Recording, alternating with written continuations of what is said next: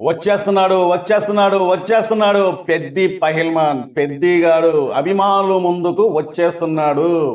ఈ రోజు కోసం మే 18వ తారీఖు ఈ రోజు కోసం అభిమానులు 1000 కళ్ళతో ఎదురు చూస్తున్నారండి.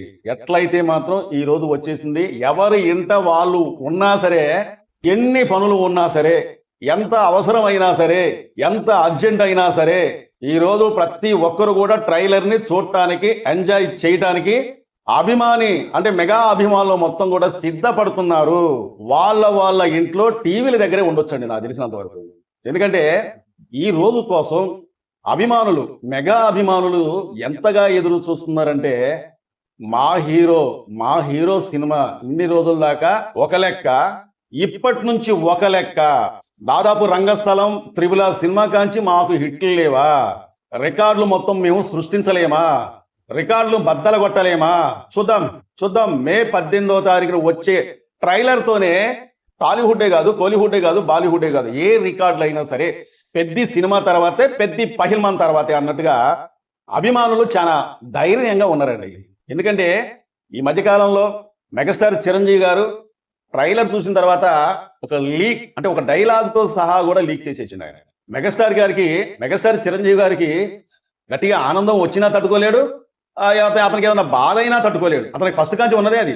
ఎందుకంటే ఆనందం వచ్చినా 10 మందితో పంచుకోవాలి, ఏమైనా ఇబ్బంది జరిగినా అతని అభిమానులతో పంచుకోవాలి. ముందాల ఇంట్లో వాళ్ళతో పంచుకుంటాడో లేదో నాకైతే తెలియదు, కానీ అభిమానులతోని షేర్ చేసుకుందే అతను ఆగలేడండి. ఎందుకంటే అభిమానులు లేనిదే, నా అభిమాన ప్రేక్షక దేవుళ్ళు లేనిదే నేను లేను, నా కుటుంబం లేదు. ఈ రోజున ఈ స్థాయికి నేను నిలబడ్డానంటే, ఈ స్థాయిలో నన్ను నిలబెట్టారంటే మెగా అభిమానులు మాత్రమే చెప్పి పబ్లిక్గా అతను స్టేజ్ ముందు ఎన్నోసార్లు తన ఆనందాన్ని వ్యక్తం చేసుకున్నాడు. తన ధైర్యం అదే. ఇంకా అతి కొద్ది గంటల్లోనే 3 గంటల సమయం నుంచి ట్రైలర్ అనేది జియో స్టూడియో వాళ్ళు రిలీజ్ చేస్తున్నారండి. ఆ సమయం కోసం అభిమానులు ఈ రోజు కోసం, ముఖ్యంగా ఈ రోజు కోసం ఎంత ఎదురు చూస్తున్నారంటే, నిన్న చిన్న వీడియో అనేది రిలీజ్ చేశారు, చిన్న గ్లిమ్స్ అనుకుంటుంది. అసలు ఆ వీడియో చూసిన తర్వాత అప్పటికే మతులు చెల్లించిపోయారా బాబు. మన చిక్రి సాంగ్తోని, రైరైరాల సాంగ్తోని బ్యాట్ ఇలా పట్టుకొని కొడితే అసలు గాల్లో అలా లేసిపోయింది. ఆ సీన్స్ చూస్తూ ఉంటేనే మత్తులు చెలించిపోయారా బాబు అనుకున్న సమయంలో ఒక చిన్న గ్లిమ్స్ అనేది విడుదల చేశారు. రామ్ చరణ్ గారిని ఎప్పుడు కూడా మనం చూడని విధంగా ఒక పెద్ది పహిల్మాన్ పాత్రలో ఒక లంగోటా కట్టుకొని రామ్ చరణ్ గారు అలా కనిపిస్తా ఉంటే, మెలుకలు తిరిగిన కండలతోని పెద్ది పహిల్మాన్, కుస్తీ ఫైట్ చేసే పహిల్మాన్ లాగా రామ్ చరణ్ గారు మధ్యకాలంలో విడుదల చేసిన క్లీన్స్ చూసిన తర్వాతే ఈ పీజులు అనేది ఎగిరిపోయాయి అన్నమాట.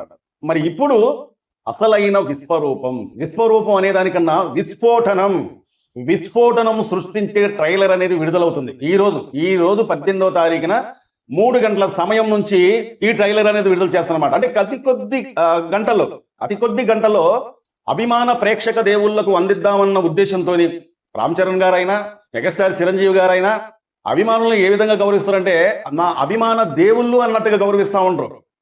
ఎందుకంటే చిరంజీవి గారు ఇంతకుముందు ఏదో సినిమాలో, ఠాగూర్ సినిమా, అభిమాన దేవుళ్ళంటే మీరేనుగా అని ఒక సాంగ్ అనేది ఉంది. చిరంజీవి గారికి అభిమానులు అంటే ఎంత ప్రేమో కొన్ని సాంగ్లో కూడా అతను వినిపించిండు, మనకు చూపించిండు ప్రత్యక్షంగా. వారి కోసం విడుదలయ్యే ట్రైలర్ కూడా చూడండి, ఓ లెవెల్లో ఉంటుంది, ఖచ్చితంగా ఓ లెవెల్లో ఉంటుందని ప్రతి ఒక్క అభిమానికి తెలుసు. కానీ మీ ఉత్సాహం, మీ ఉల్లాసం కాస్త కంట్రోల్ చేసుకోండి. ఎందుకంటే ఇంకా ఎన్నో రోజులు లేవు, తిప్పి కొడితే ఒక 16-17 రోజులు ఉందేమో ఈ సినిమా విడుదలకి.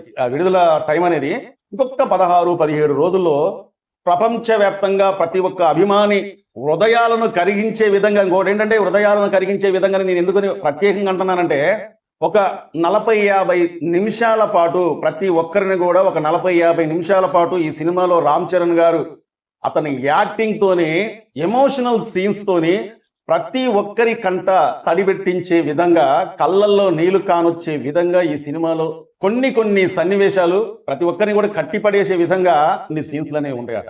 అప్పటిదాకా ఆగండి, అప్పటిదాకా మీ ఆనందాన్ని అప్పుడు కాస్త ఉంచుకోండి.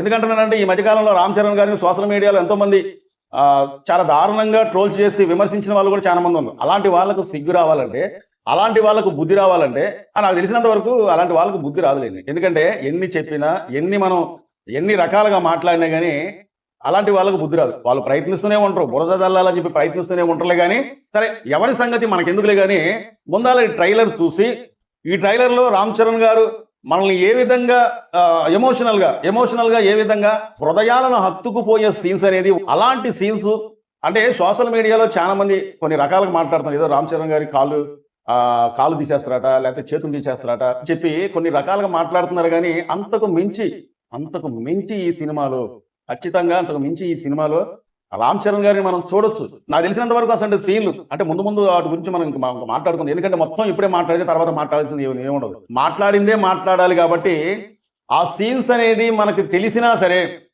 అంటే సోషల్ మీడియా ప్రకారంగా వాళ్ళు మాట్లాడుతూ ఉంటే మనకు తెలిసినా సరే, మనం ఎక్కువగా దాని గురించి ఇప్పుడే చర్చించుకోకూడదన్న అనే ఒక ఆలోచన అనేది నాకు వస్తుంది. ఎందుకంటున్నానంటే చూద్దాం. ఎందుకంటే అసలు ఆ పాయింట్ ఏంటి, కాళ్ళు నరికేస్తారా లేదా చేతులు నరికేస్తారా అంటే సోషల్ మీడియాలో ఎన్నో రకాలుగా మాట్లాడుతూ ఉంటారు.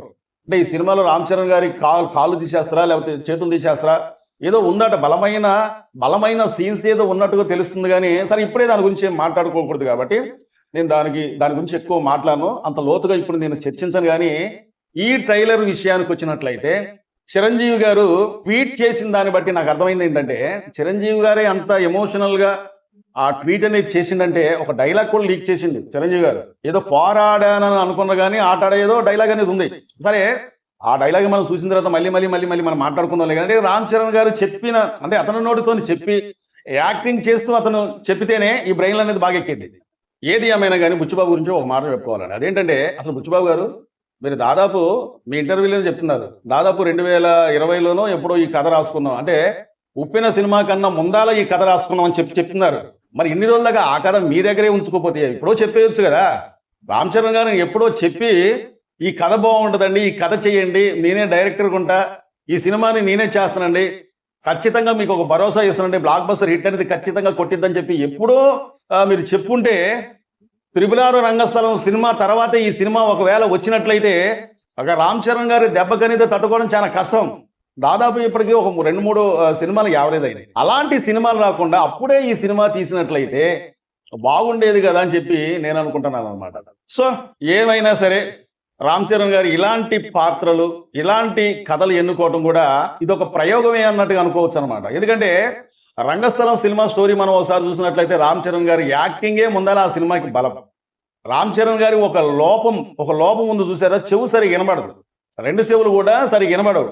ఆ వినపడకుండా ఉండటం అనేది రామ్ చరణ్ గారి లోపం కాదు. ఆ సినిమాలో రామ్ చరణ్ గారికి ఆ పాత్రలో ఒక శాపం అనే భావించుకోవచ్చు మనం. ఎందుకంటే ఆ లోపం ఉండటం వల్ల వాళ్ళ అన్నయ్య, రామ్ చరణ్ గారి అన్నయ్య చనిపోయేటప్పుడు కూడా అతను చెవులే బాదుకుంటా ఉంటాడు. ఎందుకంటే రామ్ చరణ్ గారు పక్కన అంటే పక్కకు అలాగ వెళ్తాడో లేదో రామ్ చరణ్ అన్నయ్య చనిపోతాడు. అంటే ఇక్కడ మనం అర్థం చేసుకోవాల్సిందంటే ఆ లోపమే ఆ సినిమాలో అతనికి ఒక శాపం అయింది. ఆ లోపం పొమ్మన్నా పోదు. అలాంటి పాత్ర తీసుకొని ఆ సినిమాలో చేసిన తర్వాత అది హైలైట్. ఇప్పటికి కూడా రంగస్థలం సినిమా గురించి మనం పదే ఎందుకు చెప్పుకుంటున్నాం అంటే, రామ్ చరణ్ గారు ఇలాంటి సినిమాలు ఏ వచ్చినా సరే, అంటే యాక్షన్ ఎమోషనల్ కూడిన చిత్రాలు ఏమైనా వస్తే ముందాల మనం మొట్టమొదటిగా చెప్పుకునే చిత్రం ఏదంటే రంగస్థలం సినిమా. రంగస్థలం సినిమాలో అతని యాక్టింగ్ అనేది, యాక్టింగ్ అంటాం కూడా నా వరకైతే మాత్రం చాలా తప్పని నేను అనుకుంటాను. ఎందుకంటే యాక్టింగ్ కాదు, పరకాయ ప్రవేశం అంటే తెలుసు కదా. ఏదన్నా అక్కడ ఉంటే దానిలో విలీనం అయిపోవటం. ఆ పాత్రే కావచ్చు, ఇంకోటే కావచ్చు, ఏదైనా సరే ఆ పాత్రలో విమిడిపోయి విలీనం అయిపోయిందనే పరకాయ ప్రవేశం అంటారన్నమాట. మరి అలాంటి పాత్రలో రామ్ చరణ్ గారి సినిమాలలో ఎంత బాగా, ఇప్పటికీ కూడా రామ్ చరణ్ గారి యాక్టింగ్, మనం ఆ థాట్ అనేది ఈ మైండ్లోకి వచ్చినప్పుడు ఏం బాగా చేసిండ్రా నిజంగా రామ్ చరణ్ అని ఇప్పటికి కూడా మనం మాట్లాడుకుంటున్నాం. అంటే ఆ పాత్ర అలాంటిది, యాక్టింగ్ అలాంటిది, సుకుమార్ గారు రామ్ చరణ్ గారు చూపించిన విధానం అలాంటిది. ఈ చిత్రానికి వచ్చినట్లయితే రామ్ చరణ్ గారి యాక్టింగ్ అనేది విలీనం అయిపోయిండు అనే మాట చాలా తక్కువేమో అన్నట్టుగా అనిపిస్తుంది అనమాట. అంత బాగా రామ్ చరణ్ ఈ చిత్రంలో క్లైమాక్స్కు ముందు ఒక 40-50 నిమిషాల పాటు ఆ సీన్లు అనేవి ఉంటాయండి. అంటే రామ్ చరణ్ గారికి, ఇక్కడ దర్శకుడికి రామ్ చరణ్ గారికి నేను ఒక మాట అడుగుదాం అనుకుంటున్నాను. ఏంటంటే అసలు ఈ సినిమా చూసి ప్రతి ఒక్క ప్రేక్షకుడు నవ్వుకుంటూ వెళ్ళాలి.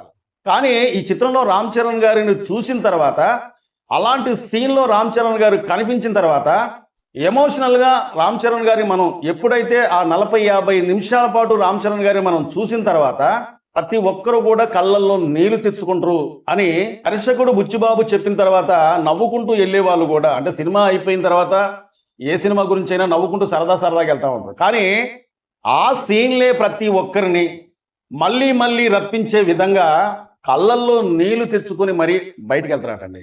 అంటే అంత గొప్ప చిత్రంగా ఈ చిత్రం అనేది ఉండిపోతుంది. ఈ రోజు 3 గంటల ప్రాంతంలో ఒక ట్రైలర్ అనేది వస్తుంది కాబట్టి ఆ ట్రైలర్ అనేది చూసిన తర్వాత దానికి సంబంధించి మరొక వీడియో చేస్తా. ఖచ్చితంగా మా ఛానల్ ఎవరైనా కొత్తగా చూస్తున్నట్లయితే దయచేసి సబ్స్క్రైబ్ చేసుకోండి. చాలా మంది మా వీడియో చూస్తున్నారు కానీ సబ్స్క్రైబ్ చేసుకోకుండా చూస్తున్నారంటే దయచేసి మీరు మమ్మల్ని సబ్స్క్రైబ్ చేసుకుంటే మమ్మల్ని ఎంకరేజ్ చేసేందుకు ఈ వీడియోపై ఒక లైక్ చేయండి. మీ అమూల్యమైన కామెంట్ తెలుపుతారని చెప్పి కోరుకుంటూ మా వీడియో నచ్చితే సబ్స్క్రైబ్ చేసుకోండి. మరో మంచి వీడియోతో మళ్ళీ మేము ముందుకు వస్తా. Thank you.